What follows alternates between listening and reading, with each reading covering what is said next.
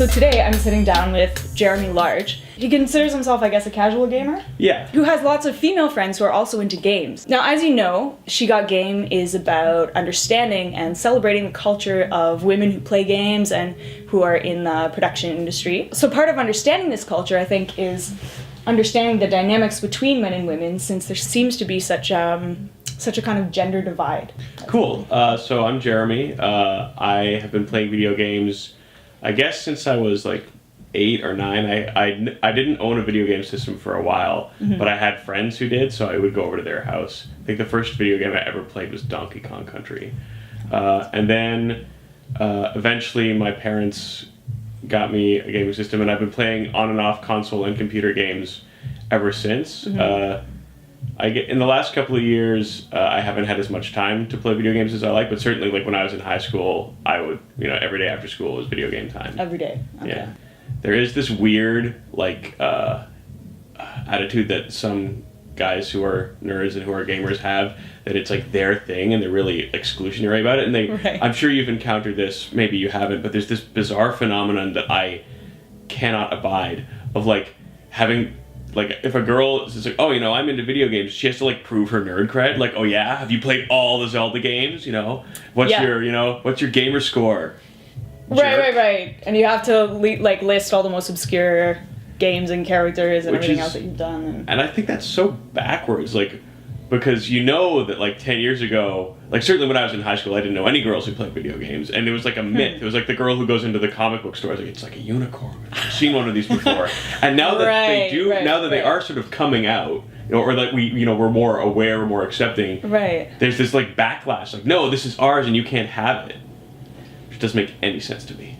This is kind of a hard question, so don't feel baffled because it's too big a topic. But basically, I'm just wondering if you had any thoughts or ideas about how we can stop using gender as a way to pit men and women against each other in gaming. Is there a way to kind of overcome that constant clash? Is there a way that the factor of being a woman can be less in the forefront? Wow. I know it's That huge. is a big question. That's kind of what we're thinking about in general for the whole documentary. So that's just what I'm just sort of thinking out loud about this problem. I guess. And my only idea you have for to a answer solution. comprehensively, but My only idea for a solution to that problem is and it's a chicken or the egg kind of thing, which Yeah. we need to stop making such a big deal out of it. Yeah. Which sort of means that we have to normalize the idea that women play games and that women should be represented in the gaming culture. So I can count the number of video games, popular video games I can think of that have women as the protagonists on one hand. I can think of Lara Croft and Joanna Dark, and then I start to draw a blank. And there have been and if women are included, it's often in this sort of token way. Yes, we'll have an assassin who is a woman, and she'll be on the PS Vita game that no one plays. Come on, guys. It's an afterthought of yeah, exactly. oh wait, the politically correct checkboxes. Yeah. Instead, I think it would be a wonderful thing if gaming companies and creators, because let's face it, women are 51% of the population of planet Earth, and women who are geeks, who are fans of stuff, are a vocal audience with a lot of money.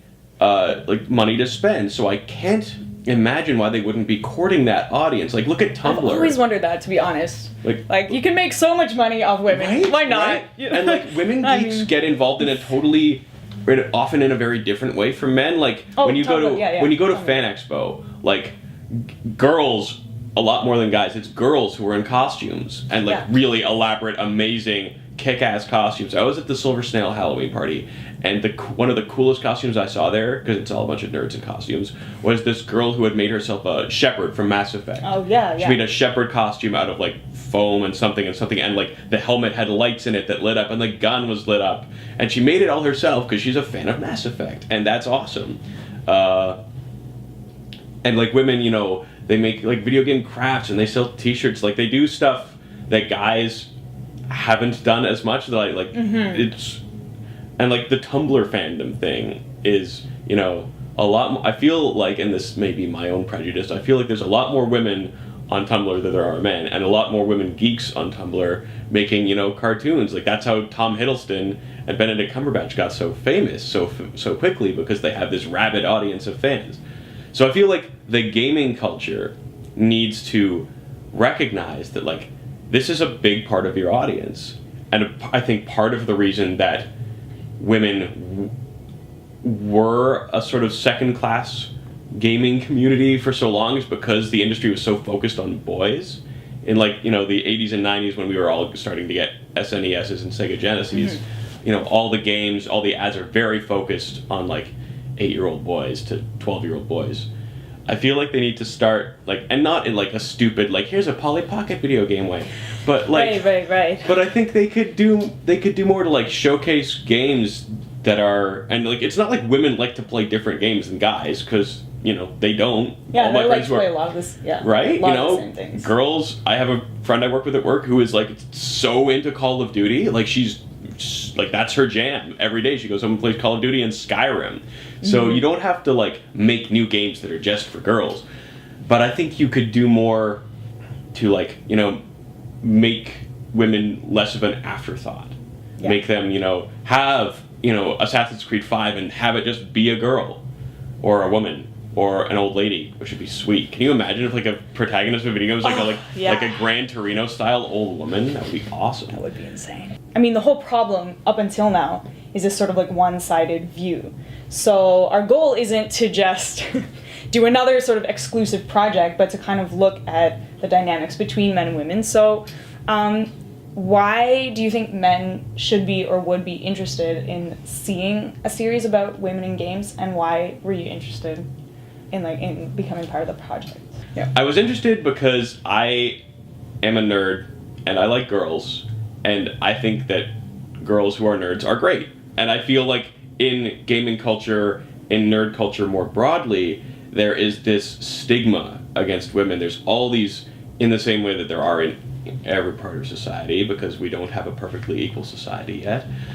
There's this, like, this backlash against girls, and I just don't understand it. As someone who has lots of friends who are girls, as someone who likes girls romantically, like, I don't understand why we're excluding them, especially because nerds tend to be less socially outgoing. It tends to be harder to meet people. Yeah. So if you're interested in making new friends, if you're interested in making new romantic partners, why on God's green earth would you, like, have this bizarre, like, reaction to girls who want to be interested in something you're interested in? Well, I just don't get it. Do you have any personal theories behind the super nasty online comments and that type of thing, which are appearing more and more lately, it seems? Yeah, for sure. The theory goes like this: when you have a normal person with total anonymity and an audience, you get a total squad, because you can say anything and there are no consequences.